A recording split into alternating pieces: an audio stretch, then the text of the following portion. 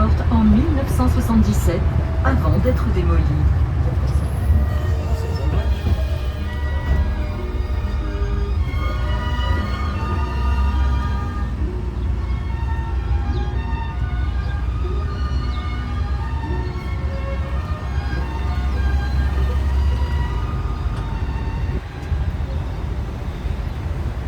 Entre les immeubles de standing à l'allure moderne, on peut encore observer de belles demeures construites entre la fin du 19e siècle et le début du 20e. Alors, ouvrez l'œil, car nous allons bientôt apercevoir quelques-unes de ces splendides constructions dont les styles architecturaux différents font tout le charme de Saint-Raphaël.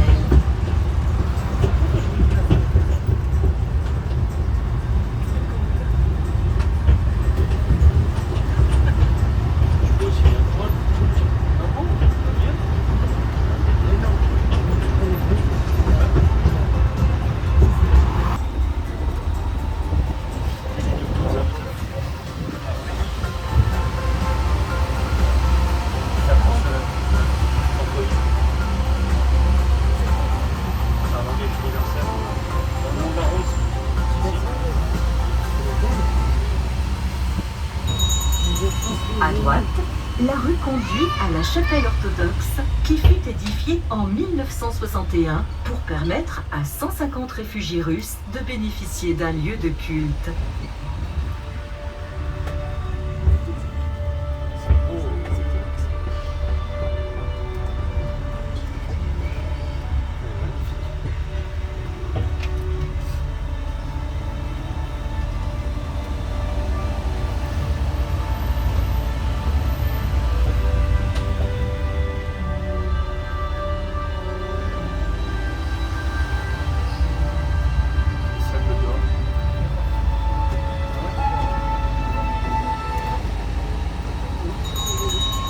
À gauche, les murs blancs de l'église anglicane qui fut élevée à la fin du 19e siècle afin de répondre à la demande des hivernants anglais.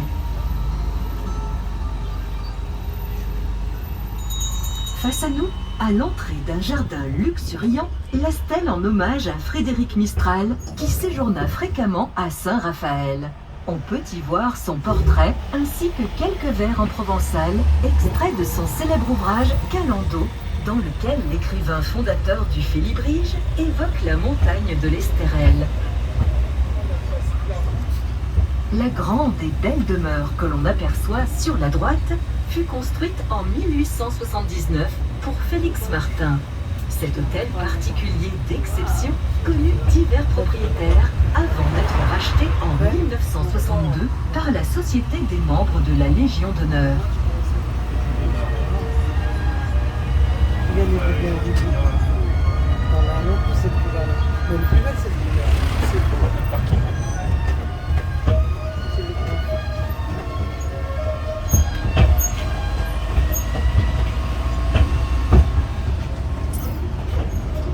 Notre-Dame, c'est à Val-Escure, situé un peu plus haut, qu'apparaissent les premières constructions. Connue de nos jours sous l'appellation de quartier des Golfs, cette partie de la ville était fréquentée par les riches hivernants anglais qui venaient se refaire une santé sur les bords de la Méditerranée en profitant des bienfaits thérapeutiques des bains de mer. À ce titre, précisons que le premier golfe de Saint-Raphaël, l'un des plus anciens de France, fut créé en 1895 par des aristocrates britanniques. Je l'ai dans vidéo, je le prends une capture, tu lui enverras.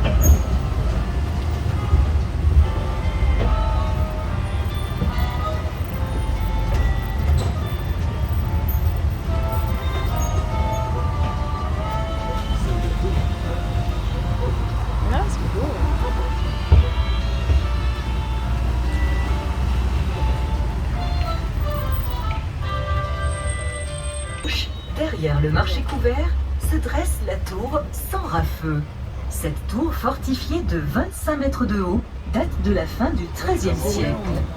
Notons toutefois que le marché République est installé sur l'ancienne place du village, la même où se déroulaient jadis les traditionnelles fêtes populaires.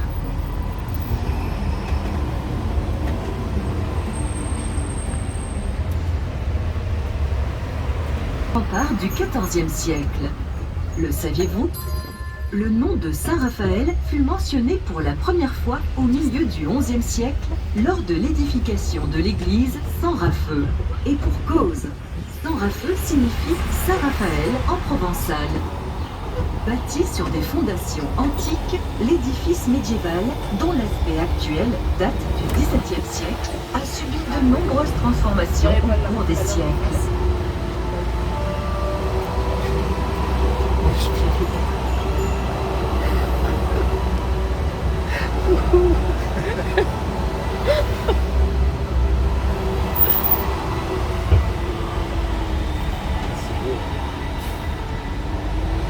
Des monuments historiques et un musée archéologique.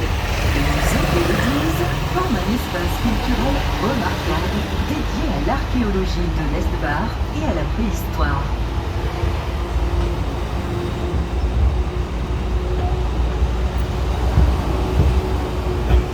À droite, l'hôtel de ville nous invite à revenir sur le destin prestigieux de Saint-Raphaël.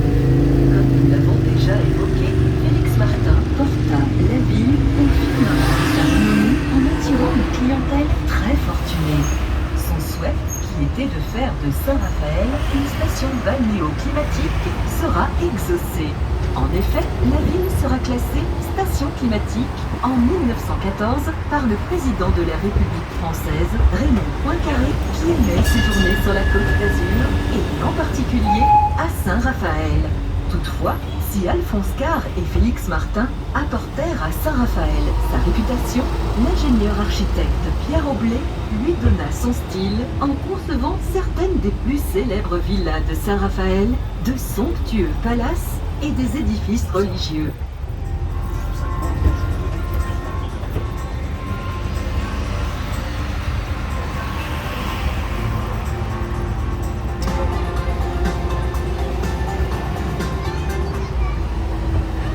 Le vieux port, que l'on aperçoit, rappelle que l'activité économique de la ville fut au cours du XVIIIe siècle essentiellement liée à la pêche. Au tout début du siècle suivant, alors que la première colonie de pêche vient d'être créée, le port accueille avec enthousiasme Napoléon Ier, revenant victorieux de sa campagne en Égypte. Bonaparte reviendra ici même une dizaine d'années plus tard, lors de son exil vers l'île d'Elbe.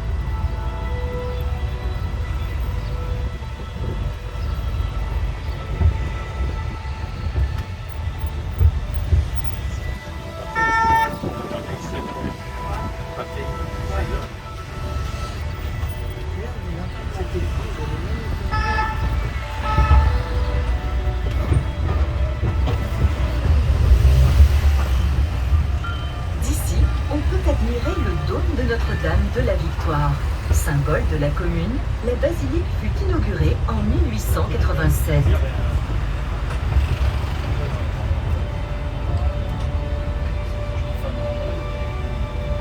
C'est vrai qu'il y a un truc qui est rappelé.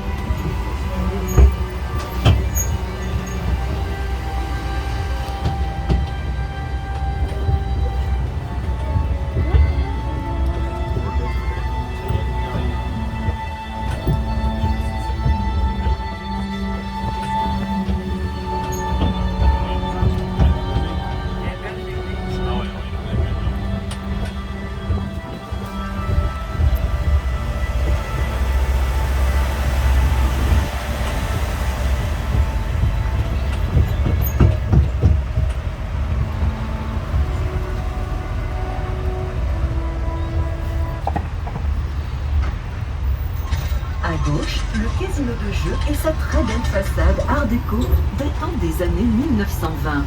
Inauguré en 1882, le premier casino de la ville arborait sur le fronton de sa somptueuse façade les 9 muses de la mythologie. Hélas, l'établissement fut détruit par un incendie vers 1910.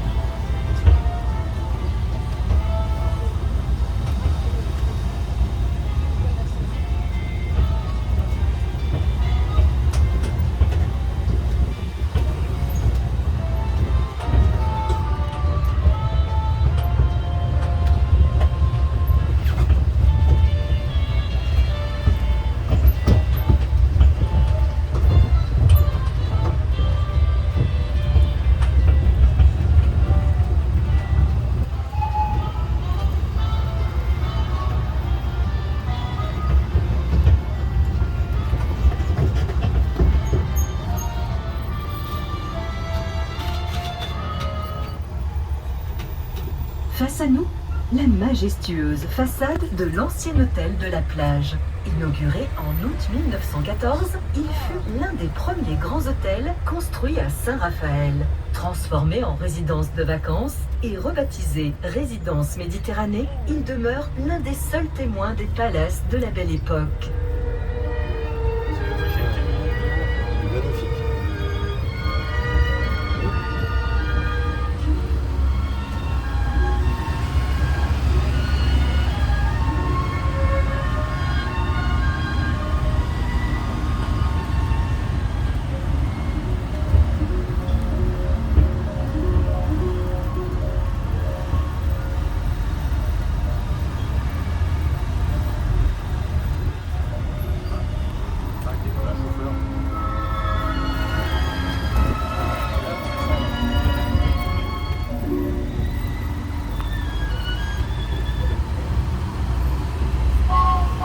Nous voici à présent dans le quartier de la gare. Si le bâtiment de la gare ferroviaire est de l'époque actuelle, sa mise en service date quant à elle des années 1860.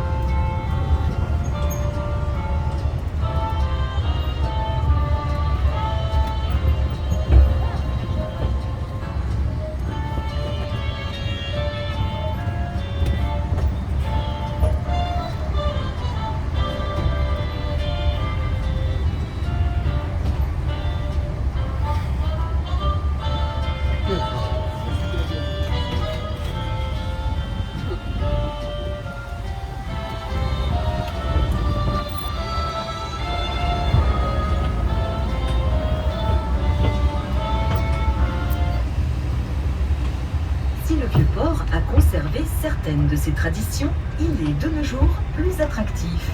Pour preuve, la modernisation de ses équipements.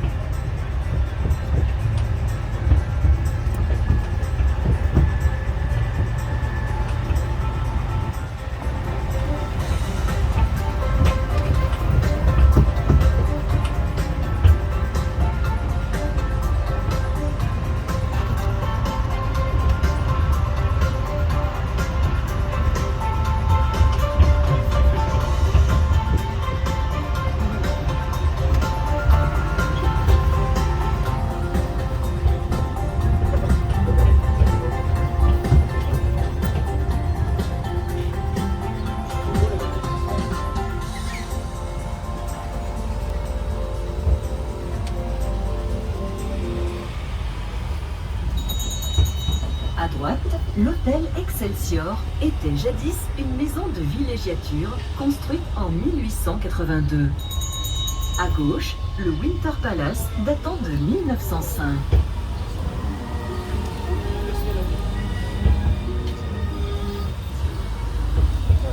La basilique Notre-Dame de la Victoire, que l'on découvre à gauche, doit son style byzantin à l'architecte Pierre Aublé, qui s'est inspiré de ses voyages dans l'Empire ottoman pour la concevoir.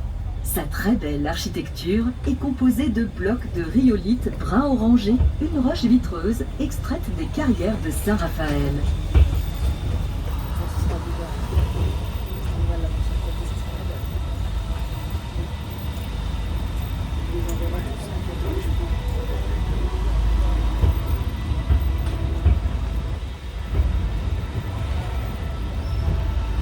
Oh, des êtres humains. La maison.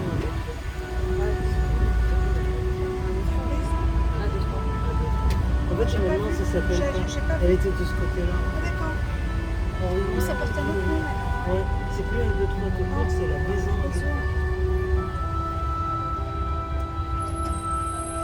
Compagnie qui vous feront découvrir Sainte-Maxime, la perle du Golfe, dont le circuit offre un panorama époustouflant sur la baie de Saint-Tropez, ainsi que Grimaud, typique des petits villages perchés de Provence, loti au pied de son château féodal. Elle pourrait être. Ah, ça c'est bien. Parce que vu qu'on voit pas, on peut voir ça, c'est sympa. Et puis vu qu'on envoie c'est bien. Hein? Enfin, je propose. On fait tourner. Hein? Il y a encore mieux.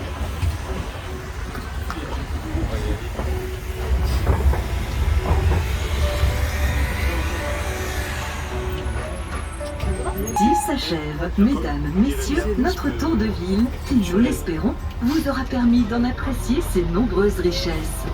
Avant de vous quitter, nous tenions à remercier la commune de Saint-Raphaël, nos partenaires et commerçants qui contribuent à préserver l'âme de la ville, sans oublier l'ARCOR, l'association pour le renouveau du commerce raphaélois. Bonne journée à tous et à bientôt.